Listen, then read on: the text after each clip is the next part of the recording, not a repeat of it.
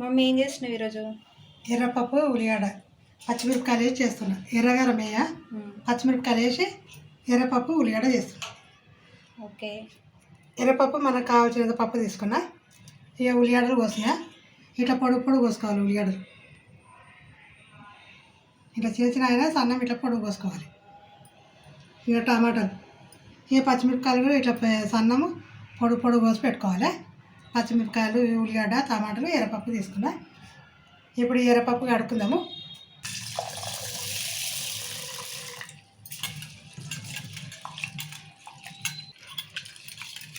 ఒక 2-3 సార్లు నీట్గా కడుక్కోవాలి. ఒక 2 సార్లు కడుక్కోవాలి. కడిగిన కొద్దిగా ఇట్లా వేస్తుంది. ఏ పప్పు అయినా సరే కానీ ఇట్లా కడుక్కొని వేసుకుంటేనే మంచిగా. ఈ పప్పులకు పురుగు పట్టకుండా మందులు కొడతారు చేస్తారు. ఆ దుమ్ము ధూళి ఇంకా ఇంతగానో వేస్తారు. అట్లే వేస్తారు కొంతమంది. కడిగి వేసుకుంటే బాగుంటుంది. ఈసారి చేస్తాను నేను. ఇక 2-3 సార్లు మంచిగా కడుక్కొని వచ్చిన. ఇప్పుడు వాటర్ పోసి పెట్టుకుందాము. నానబెట్టుడు ఏం లేదు, ఇది తొందరగా అవుతుంది పప్పు. ఇక స్టవ్ ముట్టించి ఇక కడాయి పెట్టుకుంటున్నా. నూనె పోసుకుందాము.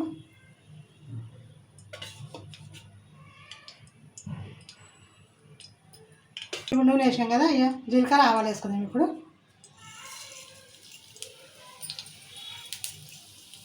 జీలకర్ర ఆవాలు వేసాం కదా, మిరపకాయలు వేసుకుందాం. పచ్చిమిరపకాయలు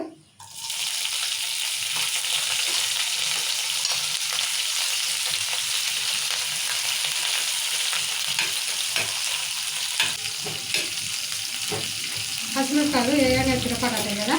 ఇప్పుడు అవి ఉల్లిగడ్డ కూడా వేసుకుందాం. ఇప్పుడు ఏం కాదు, ఉల్లిగడ్డ మిరపకాయలు రెండు పోతాయి.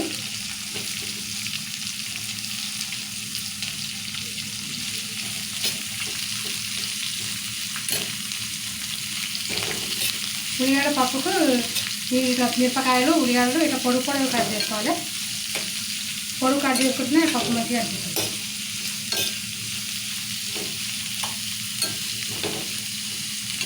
నేను టమాటా కూడా వేసుకున్నాను ఇప్పుడే.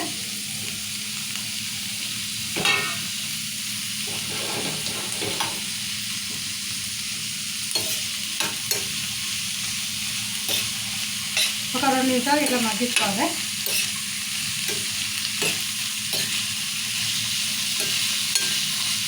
ఇలా అసలు కారం పొడి వాడద్దు, పచ్చిమిరపకాయలు వేసుకొని చేస్తారు, బాగుంటుంది. కారం ఉన్న మిరపకాయలు ఉంటే కొంచెం తక్కువ అవుతుంది. ఇదే తక్కువ ఉంటే కొంచెం మిరపకాయలు ఎక్కువ పడుతుంది. కారం ఉన్నాయా లేవో చూసుకొని వేసుకోవాలి మిరపకాయలు ఎప్పుడైనా. మాకు కారం లేదు మిరపకాయలు, అందుకే నేను కొన్ని వేసాను. ఇప్పుడు పప్పులు తక్కువ వేసాను, కారం మొత్తం వేసాను. ఇక 2 నిమిషాలు మగ్గించుకున్నాను కదా, 2 నిమిషాలు అయిపోయింది. బాగా ఒకసారి ఇట్లా కలుపుకోవాలి. ఇక అల్లం వెల్లిగడ్డ వేసుకున్నాను. ఇప్పుడు పప్పు సరిపడేది ఉప్పు కూడా వేసుకున్నాం. ఇప్పుడే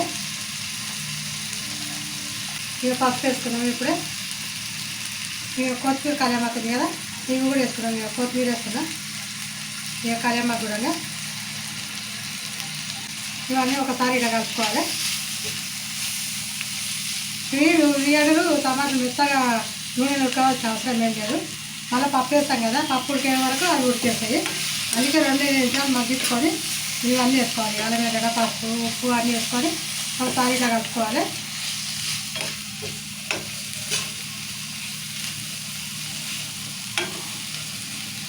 ఇవి మంచిగా పసుపు ఉప్పు అన్నీ వేసినాక కలిపినాయి కదా, ఇప్పుడు పప్పు కూడా వేసుకుందాం. ఇళ్ళనే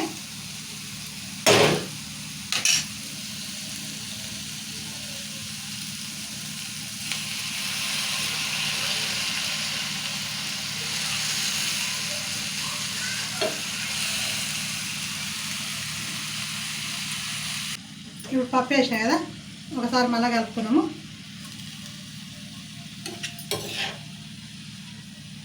ఈ పప్పు వేసినాక ఊకే కలుపుకోవద్దు.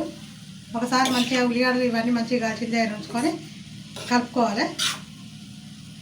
ఊకే కలుపుతాం కదా, నీళ్ళకి తీసి పప్పు వేసినాక ఇట్లా కలుపుతుంటే పప్పు కరెక్తుంటుంది. అందుకే ఎక్కువ కలపొద్దు.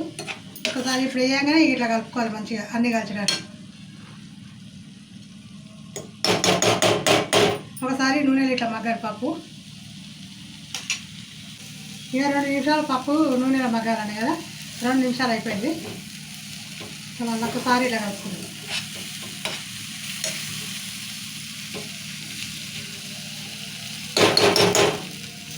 ఇప్పుడు వాటర్ పోసుకుందాము.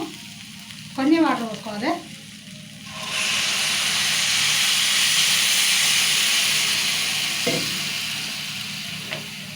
ఒక చాదాయ గిలాసులు పోసుకోవాలి. వాటర్ ఎక్కువ వేయద్దు.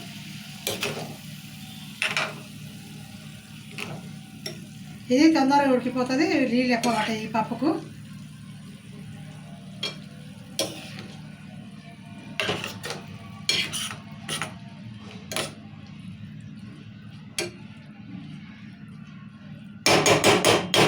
ఇవి ఉడికించుకుందాము.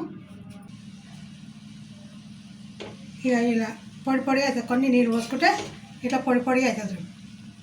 ఇట్లనే ఉండాలి పప్పు. ఉల్లిగడ్డలు కూడా ఇట్లా కనిపించాలి. మా నూనెలో మంచిగా మెత్తగా ఉడకబెట్టద్దు. కొంచెం నూనె ఇట్లా మగ్గినట్లు కాగానే పప్పు వేసుకొని వాటర్ కొన్ని చిన్న గిలాసులు పోసుకుంటే ఇలా వాటర్ ఇంకిపోతుంది. ఇక వాటర్ అనేది లేదు. పొడి పొడి పప్పులాగా అవుతుంది. ఇక స్టవ్ బంద్ చేసుకుందాం. ఇప్పుడు పప్పు రెడీ. పచ్చిమిరపకాయలు వేసిన పప్పు రెడీ. టమాటాలు వేసినందుకు కొంచెం ఎరుపు రాక ఉంచింది. అలాగే సూపర్ పప్పు ఇది. జొన్న రొట్టెలకు, చపాతీలకు, పూరికి, రైస్కు మస్తు ఉంటుంది.